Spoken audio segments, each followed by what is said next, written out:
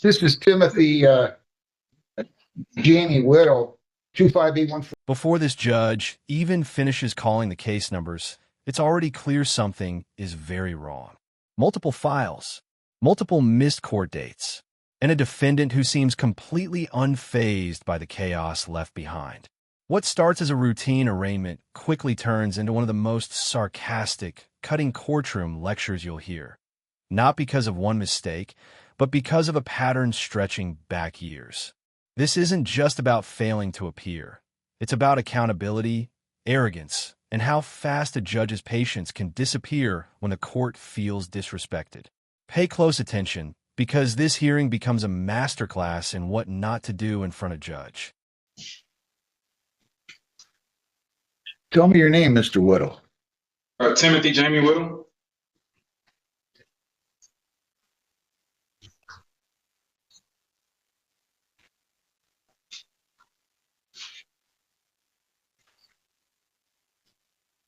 It's going to take me some minutes to mark these up. I don't even want to say anything right now. You must be a big shot, though. Just trying. I'm just telling you, you must be a big shot. I mean, you must be running the you must be the Secretary of State, Chief of Staff to the President, something important. I mean, you have to be really, really, really important. You have to be. Because there's no way that somebody would not show up unless they're doing something really, really important.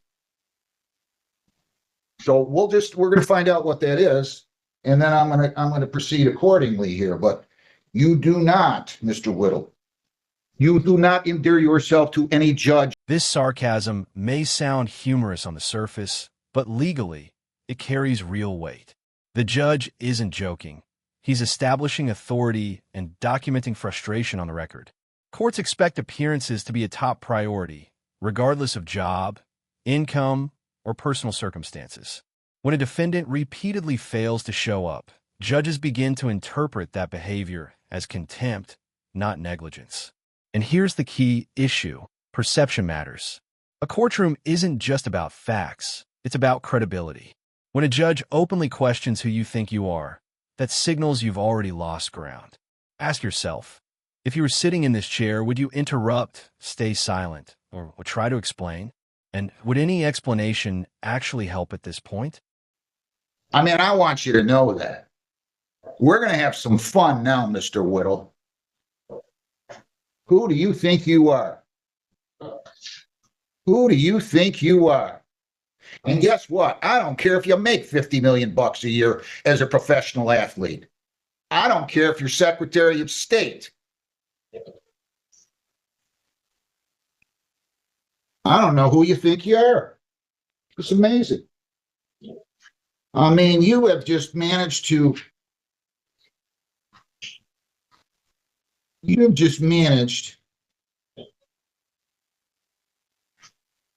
prove you got to be doing something important. You got to be doing something really, really important. I want to repeat myself 19 times before I set your bond. I mean, you picked the wrong guy to play this kind of nonsense with. I need some white on. I mean, I'm just always amazed.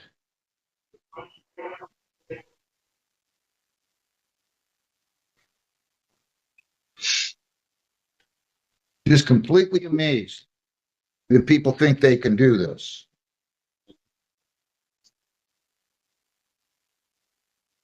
Now, so he stands mute on all these cases, right? He's got at least 7 of them.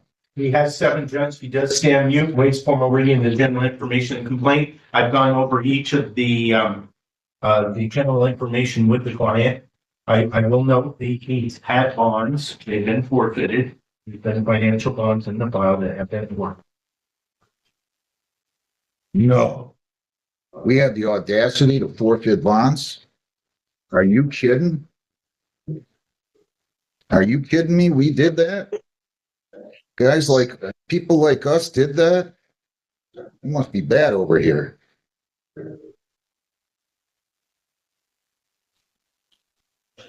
Tell me what he does for a living. I'm Thank you, curious. Judge. Help me. Is he an Yes, he all-star? works at Sam's Club, Judge, in Sam's Kenton, Club. Michigan. Sam's Club. Okay. Yes, he's also. I thought he owned all Sam's Clubs to act like this, but go ahead. He's also enrolled in Washington Community College. He starts. Why would he do that? Why would he do that?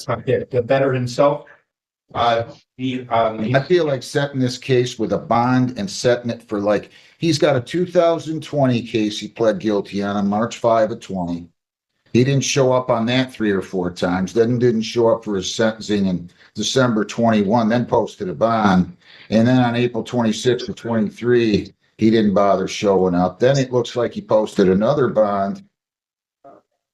Let's see. And then, or somehow we canceled the warrant. I don't know what happened. Then August 13th, he didn't show up of 25. That's just on one case. On the other case from 2020, March of 20, we never even adjudicated that. He didn't show up for pretrials after forfeiting bonds and not showing up. And another case we had here out of the metropolis of Trenton where he didn't show up in August or for the show cause on the second time. And then he had other cases out of Brownstown, possession of controlled substance, that he didn't show up with from 21. And then another one out of Brownstown, yeah, same thing, suspend and false information. And, so I just want you to know, this does not enthuse. This is the moment where everything crystallizes. The judge isn't reacting emotionally. He's reading history. Missed pretrials, skipped sentencing dates, forfeited bonds, repeated warrants, multiple jurisdictions.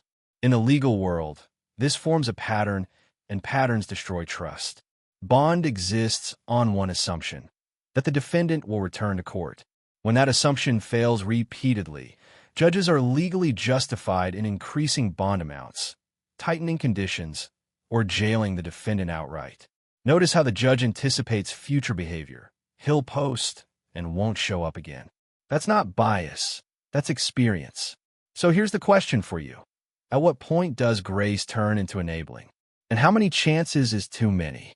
You've been thumbing your nose at this place for 5 years. You tell me why any judge worth 14 cents would grant you any kind of compassion. I have no excuse, Your Honor. You got no reason to believe anything I say. I don't, okay, all right. Now you're going to cry. I always think, like, if you're going to act like a fugitive, take it like a man at least. I hate that. Now you're going to cry. Now you're going to cry. Where? It just wasn't my intention. I never did purpose. I just hate that, Mr. Baldwin. I'm sorry. It's okay, Judge. I'm just to the files as well. I understand. I just don't understand this. I just will never understand this. But I'm not going to set this out like that. I don't do that thing. I'm going to be more fair with you. On 83798, 10,000, A, B, and C, 10,000, 10%. On 21F235, 726A, 6,000, 10%. On 25T, 645, 972A, 2,500, 10%. On 7133A, 2,500, 10%. And on 20B, 137080B, 2,500, 10%. I don't even know what that comes out to, but I'll give you early court dates. I will do that for you. So you need 250, 500, 750, 1750, and let's see, I don't want to set here. You got 2350. It looks like 2350. You cannot leave the state without the consent of the court or violate a law. You must appear in court as directed. I'm going to give you early court dates. I'm going to be more fair with you. So we're going to give you December the 17th on the Brownstown cases. December 17th at 10:30 in the morning. So you're going to only be sitting in there for 2 days if you can't post. Will that be for all five, Judge? Well, I got to check that. I'm double checking that right now because I don't believe.